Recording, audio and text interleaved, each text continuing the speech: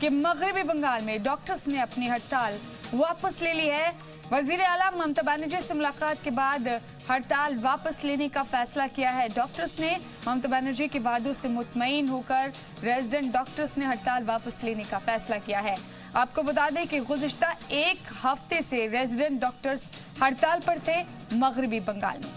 तो इस वक्त की बड़ी खबर आप तक पहुंचा रहे हैं। वजीर आला ममता बनर्जी के वादों से मुतमईन हो गए हैं रेजिडेंट डॉक्टर्स, और जो डॉक्टर्स हड़ताल पर थे उन्होंने काम पर वापस लौटने का फैसला कर लिया है। आपको बता दें कि मगरबी बंगाल के वजीर आला ममता बनर्जी की यकीन दहानी के बाद डॉक्टर्स ने ये फैसला लिया है। हड़ताल वापस ले ली है। डॉक्टर्स ने अपने काम पर लौट जाएंगे। पिछले करीब एक हफ्ते से मरीज परेशान हो रहे थे, कामकाज मुतासिर हो रहा था रेजिडेंट डॉक्टर्स की हड़ताल की वजह से, और मरीज परेशान हो रहे थे, कामकाज मुतासिर हो रहा था रेजिडेंट डॉक्टर्स की हड़ताल की वजह से, और मुल्क भर में इस हड़ताल का असर देखने को मिल रहा था क्योंकि इन रेजिडेंट डॉक्टर्स की हिमायत में मुल्क भर के डॉक्टर सामने आ गए थे। पूजा मेहता जी मीडिया की हमारी रिपोर्टर हमारे साथ जुड़ गई हैं इस अहम खबर पर मजीद मालूमात लेकर।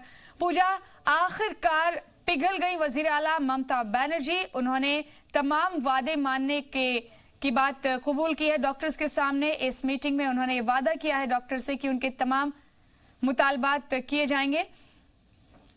तो उसके बाद से रेजिडेंट डॉक्टर्स ने हड़ताल वापस लेने का फैसला कर लिया है।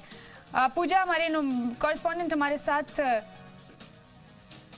राब्ते में है, उन्हीं का रुख करेंगे यहाँ पर। पूजा, आखिरकार वजीर आला ममता बनर्जी ने तमाम मांगे मान ली हैं रेजिडेंट डॉक्टर्स की। डॉक्टर्स ने हड़ताल वापस लेने का फैसला कर लिया है। बाकी के अपडेट्स आपके पास क्या है पूजा, और क्या बातें हुई इस मीटिंग में? हम वापस कोशिश करेंगे अपनी कॉरेस्पॉन्डेंट पूजा के राब्ते में आने की, लेकिन फिलहाल आपको ये बड़ा अपडेट मगरबी बंगाल के हवाले से बता दें कि वजीर आला ममता बनर्जी ने रेजिडेंट डॉक्टर्स की तमाम मांगे मान ली हैं और डॉक्टर्स ने उनके वादों पर यकीन करते हुए अपनी हड़ताल वापस लेने का फैसला कर लिया है। आपको बता दें कि बुरी तरह से मुतासिर हो रहा था कामकाज मेडिकल फैसिलिटीज के लिहाज से, और मुल्क भर में कामकाज मुतासिर हो रहा था क्योंकि इन डॉक्टर्स की हिमायत में मुल्क भर के डॉक्टर सामने आ गए थे। इंडियन मेडिकल एसोसिएशन भी सामने आ गई थी। इस हड़ताल को फरोग दिया जा रहा था लगातार। हालांकि इस दौरान आईसीयू और इमरजेंसी खदमात जारी रही, लेकिन ओपीडी का काम पूरी तरह से ठप रहा। अब बड़ी खबर यह है कि बंगाल में डॉक्टर्स ने हड़ताल वापस ले ली है। वजीर आला ममता बनर्जी से मुलाकात के बाद हड़ताल वापस लेने का फैसला किया है रेजिडेंट डॉक्टर्स ने।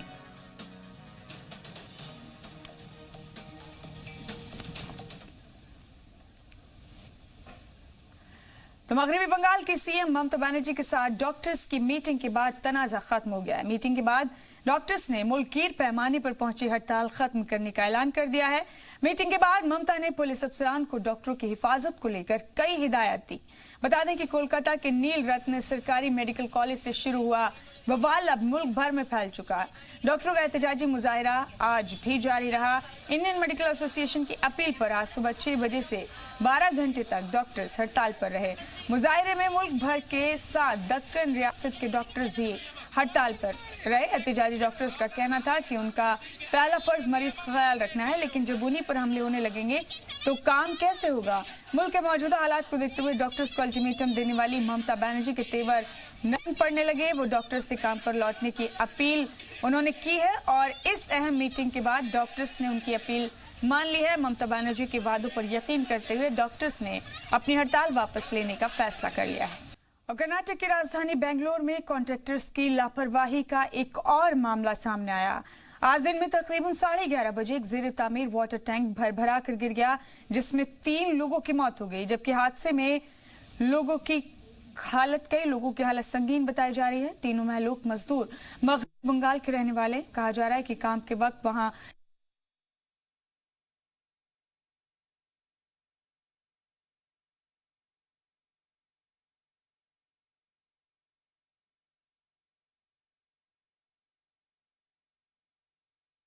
8 people are currently being treated. Some 6 of them are in an ICU.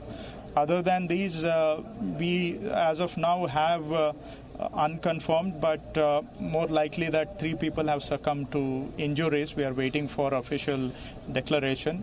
6 of them are in ICU. The doctors are yet to give a clear status on these 6 people who are in ICU. This is the status as of today, as of this moment, and rescue search operations will continue. We will take a criminal case and look into the causes of this, and if necessary we'll also engage a technical body to ascertain the causes. So it's an unfortunate accident, but at this moment we are yet to we have to engage the technically competent agencies to advise and show us the real causes of this. 20 as per our information, the information which is being given by the contractor, as per his deployment, there were 4 staff and 16 laborers. All 20 have been accounted for. They have been all taken out from this structure, and 9 of them have been admitted, 6 in Aster Hospital, 9 in Columbia Asia. 5 were not admitted because they were only having minor injuries. So out of the 15, some few persons are critical. Let us wait for the doctor's declaration, etc. in how many cases. We are expecting some casualties also. How much is the exact casualty, that only will be known once the doctor declares the same. So this is the situation. This is the structure, this is the digester structure, and the concrete was being put at the end of the, toward the last stage of pouring of the concrete. The centering material which was underneath has collapsed, and that is why this casualty has happened. इस मौके पर रियासती वजीर ने हादसे की तफसील बताते हुए क्या कहा, वो सुनते हैं।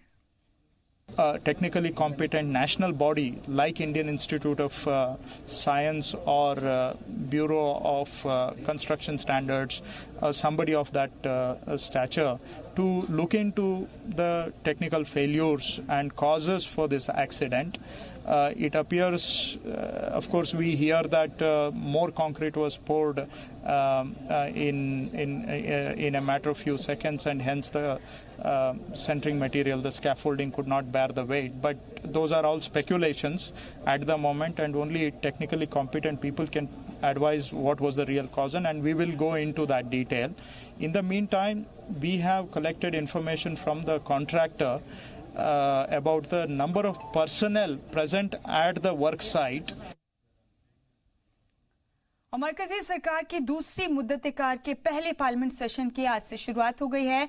17वीं लोकसभा का पहला पार्लियामेंट सेशन 17 जून से 26 जुलाई तक चलेगा। सेशन के पहले 2 दिन सभी नौमुंतखब अराकीन पार्लियामेंट को ऐवान की रुकनियत का हलफ दिलाया गया। इस मौके पर वजीर आजम ने लोकसभा एमपी का हलफ लिया। पीएम ने सोनिया गांधी और अपोजिशन लीडरान से मुलाकात की।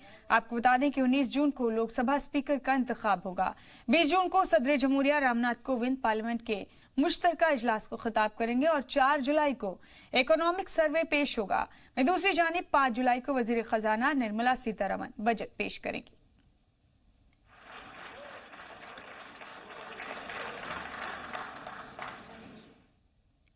वहीं पार्लियामानी सेशन शुरू होने से कुछ देर पहले वजीर आजम मोदी ने क्या कहा, आपको सुनाते हैं। नंबर की चिंता छोड़ दें। देश की जनता ने उनको जो नंबर दिया है, लेकिन हमारे लिए उनका हर शब्द मूल्यवान है, उनकी हर भावना मूल्यवान है। और सदन, जब हम उस चेयर पर बैठते हैं, एमपी के रूप में बैठते हैं, तब